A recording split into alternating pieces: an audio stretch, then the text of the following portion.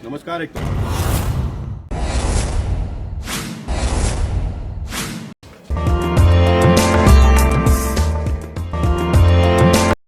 नमस्कार, आप देख रहे हैं श्री एकता टाइम्स नेट न्यूज चैनल और मैं रशीद रसिक आपका स्वागत करता हूं। जैसे कि आपको मालूम है कि एसआरए के अंदर बड़े स्तर पर भ्रष्टाचार देखा गया है और जिस कारण स्लम के जो लोग हैं वो काफी परेशान नजर आते रहे हैं, लेकिन कोई भी उनकी सही में मदद करने के लिए आगे नहीं आता है क्योंकि स्वार्थ जो है उसके पीछे जुड़ा है। लेकिन कुछ लोग ऐसे भी हैं जो ये दावा मजबूत करते हैं कि नेता हो तो ऐसा हो। जी हाँ, हम बात कर रहे हैं स्लम के अंदर जो भ्रष्टाचार हो रहा है इसके खिलाफ जिन्होंने अपनी भूमिका मुखर की है उनका नाम है श्री गोपाल शेट्टी, जो सांसद है भाजपा के। उन्होंने एसआरए के अंदर जो लोग भ्रष्टाचार करके लोगों के हक को मारने की बात करते हैं, कोशिश करते हैं, ऐसे लोगों के खिलाफ उन्होंने मुहिम छेड़ दी है। उनका कहना है कि वो लोग जो एसआरए में भ्रष्टाचार करते हैं और एसआरए के अधिकारी जो उनको सहयोग करते हैं वो सतर्क और सावधान हो जाए, क्योंकि राज्य सरकार ने लोगों को सुविधा उपलब्ध करवाने के लिए कानून बनाए हैं। उसी के अनुरूप अगर अधिकारी गण कार्य करेंगे तो बेहतर होगा, नहीं तो हमको उनका विरोध करने के लिए रास्ते पर उतरना ही पड़ेगा, क्योंकि ये आम आदमी के हक की बात है।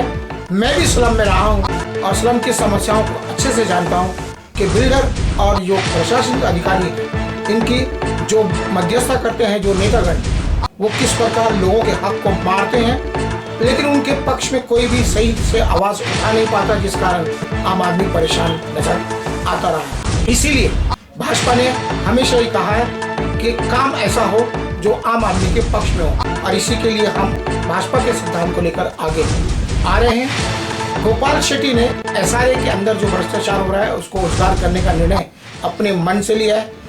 उनका कहना है कि माता के आशीर्वाद से वे यह काम करने में सक्षम हो पाए हैं। बता दें कि समय समय पर गोपाल शेट्टी हर वो काम करते रहे हैं जिसकी समाज को जरूरत रही है। हमेशा ही सामाजिक कार्यों से सरोकार रखने वाले सांसद गोपाल शेट्टी संसद भवन के लिए प्रथम सांसद के रूप में पुरस्कार प्राप्त कर चुके हैं।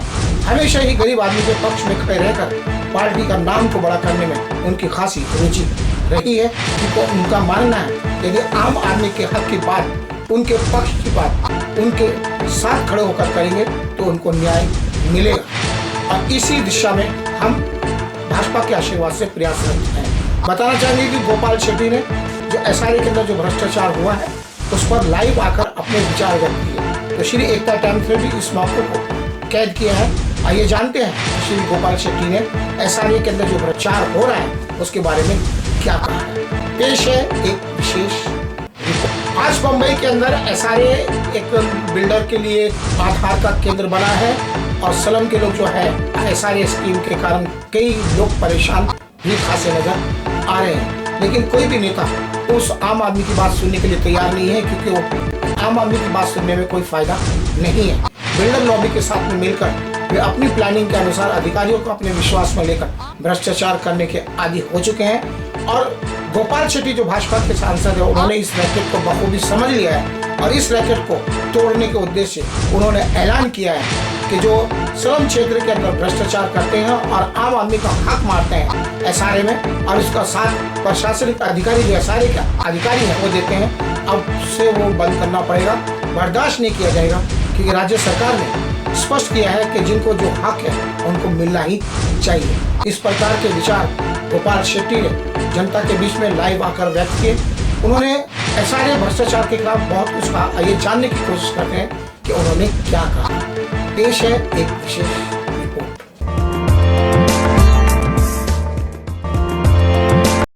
नमस्कार। आप सभी को मालूम पता है कि भारतीय जनता पार्टी गए अनेक वर्षों से झोपड़पट्टी के लोगों को न्यायालय लड़ रही है।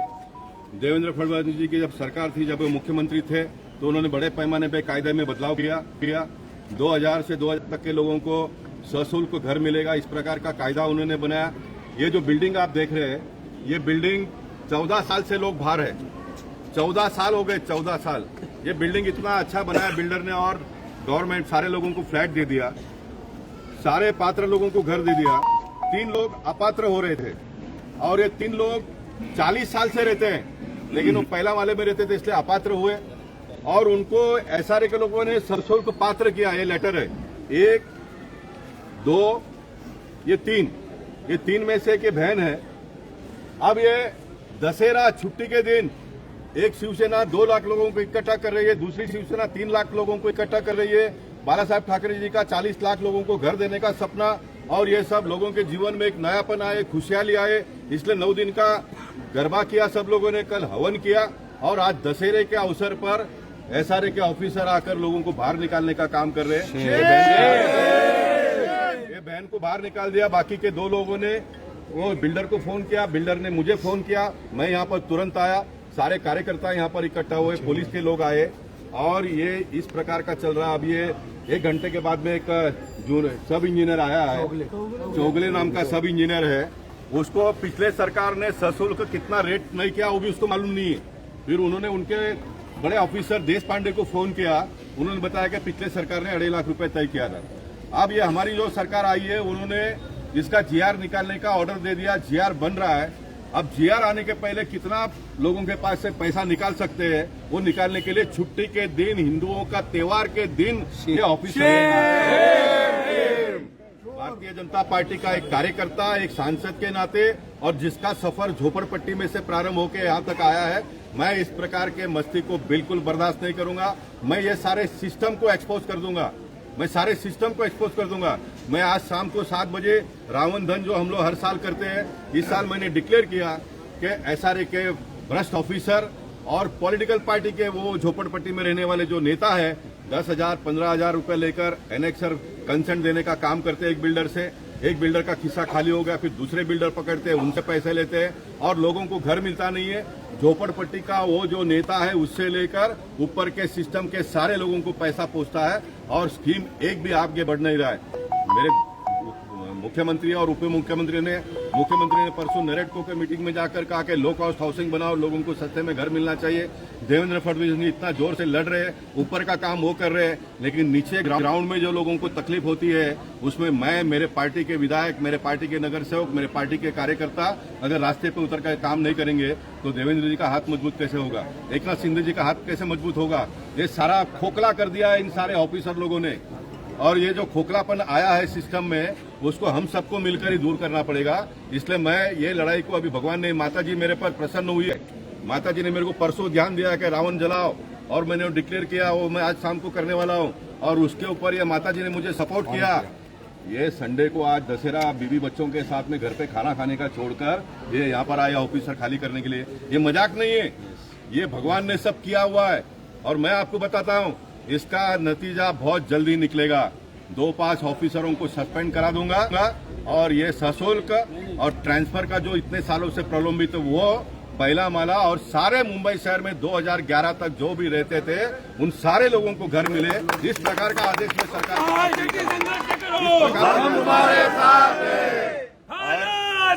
ये पहले चले। मैं इतनी जानकारी देता हूँ। दूसरी एक जानकारी यही बिल्डिंग की दूसरी जानकारी मैं देने वाला हूँ। इसमें 50 पीएपी एक्स्ट्रा घर बने थे। ये 50 पीएपी म्युनिसिपैलिटी के ऑफिसर, एमएमआरडी के ऑफिसर और एसआरए के ऑफिसर तीनों ने बांट लिया, और तीनों ने जो यहाँ की जो मुझे जानकारी मिली है, कुर्ला के सारे XYZ लोगों को बेच दिया। उन्होंने दूसरे को बेच दिया, उनको खाली नहीं कर रहे, एकदम सिस्टम को बाजू में रखकर काम किया, उनको खाली नहीं कर रहे। ये 3 जो सच्चे हैं जिनको गवर्नमेंट ने ऑर्डर दिया है उनको खाली करने के लिए आए। रविंद्र जी, अगर इतना अंधाधुंध होने के बाद में भी वो अपेक्षा करेगा कि गोपाल सेठी दशहरे का दोपहर का खाना खा के घर पे बैठे, तो मैं बैठने वाला नहीं हूँ, मैं रास्ते पर ही आने वाला हूँ। मैं इस विषय संघर्ष करो, हम तुम्हारे साथ हैं। संघर्ष करो, हम तुम्हारे साथ हैं। गरीबों के सम्मान में